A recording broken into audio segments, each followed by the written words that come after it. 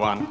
So it's super interesting to see all of Niels' talks and hear about the backend system. And I guess you're now very curious on how you can get a hold of all this information and how that's accessible from your applications. So I want to talk a little bit about the API that we've created, the design around it, and also the architecture that supports it. I'm also going to be back for one more session, so I hope you like me, and then to demo CoPlay. But this first session is mostly about the APIs and how that's built up. So looking at the API, it consists mainly of four main features. The first feature is to check if an IP is actually a zone. And that can be a very, very useful feature to check if your users are in a zone to be able to enable certain features of your application, or if you want to provide them with additional content or give them a separate experience based on if they're in a zone or not. Then we have webhook events for real-time updates on if you have connect or disconnected users inside a zone. And that's triggered via a webhook into your application, and I'll get back to how that works as well. Then the third feature that we provide is that you can identify devices as your users. And this can be done even with browser-based applications. And this is something that I'll also get back to how that works, but you can do it if your app is turned on or turned off. You can still get notifications, and you can also do this from all kind of native or browser applications. And then we have the fourth feature, which is that you can get all users in a specific zone. So if you want to get everyone who's at home, for example, you can use this endpoint to see, okay, this is the constellation of people that's at home right now. So how does all this work then? We have a pretty simple architecture to support it on top of the one that Niels talked about. You can see that you have the router on the very left here. And we also have a mock version of that for if you want to start development without actual hardware. Then that posts its data up to a backend, and then we have a messaging system in the middle, and we have the API in the very front. And then your backend of your applications can interact straightly with that API through a basic proxy to handle authentication and limits and stuff like that. Okay, so some of these features, how do these actually work then? When a user connects to a zone, that creates an event. So when that events get pushed through the system, you can see here that the API actually publishes a webhook into your application. So the only thing you need to do is set up a webhook in your application, and that gets notified when you have a connect or disconnect event. And you can do whatever you want with that information, but we'll send you information about who the user is that connects to your application. Moving on, the next feature is if you want to get users in a zone, how does that work? Yeah, basically that's a basic REST endpoint. So you're just calling the API through the proxy, and we then check that information in our messaging system, and we check our backend who's actually in the system, and that backend communicates directly with the router. Then we have, if you want to identify a device, you have an unknown device that enters into a zone, and you want to know who is this user in my system. You probably already have your user base, your user database, and you want to pair these users with a device. So how do you do that?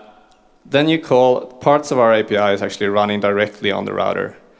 So by calling an endpoint on the router, you will be able to get that user directly from the router. And you can then use that information to pair that in your user database and store that pairing. And then you'll be able to, the next time a user joins, you will only get that part of the user that we provide, and you can then check that up in your database and see which of my users is this that's connecting. All right. So the mock agent, we actually have then, as I mentioned before, a mock version of the router that you can use for development, because dev kits are shipping, but until you have them, you probably want to get started development as well. So you actually have the mock agent under the router here, and that behaves just as the router, so you can interact and get events from it. You won't be able to identify your users, but you will still be able to try out the connect and disconnect events. And that's just as the other router, it's sending the events to the system, and you'll get them in the same way, but you'll know that it's a mock event. So that's part of the dev kit that we are providing.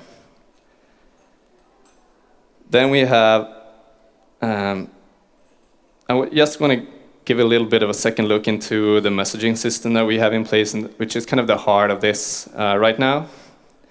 And we're using NATS. I don't know if some of you have used that before, but it's an open source messaging publishing system where we can use to see basically all the connections that's coming in and out. We can use that to see what's happening in the system.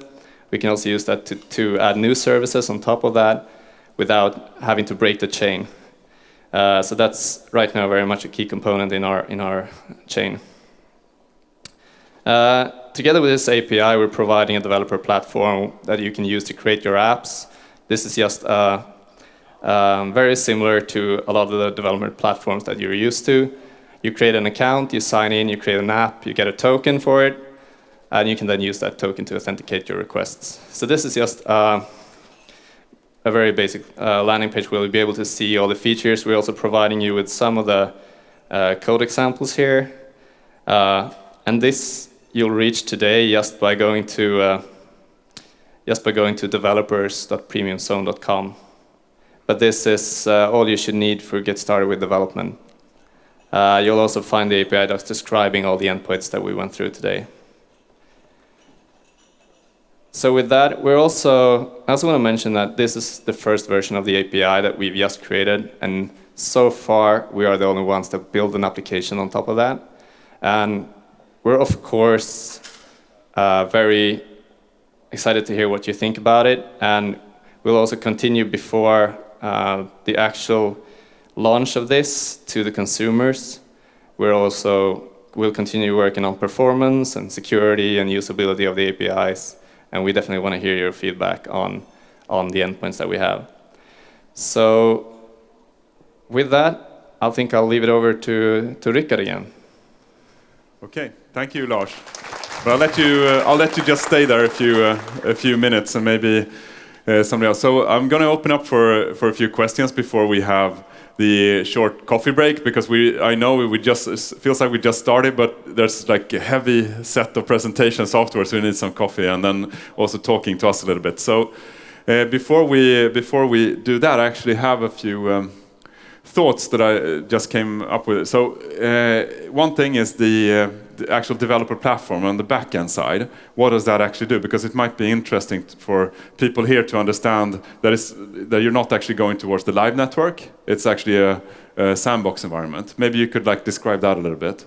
Exactly. So the first version that you're seeing here is only using the dev kit hardware that we're going to provide after the summer. Mm-hmm.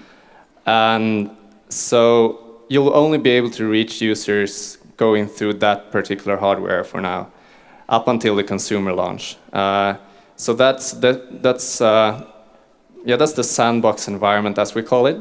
The production environment of the APIs, you wouldn't actually notice any difference, except for that you'll get a ton more data, and you'll also be able to access the consumer data. But that's later on.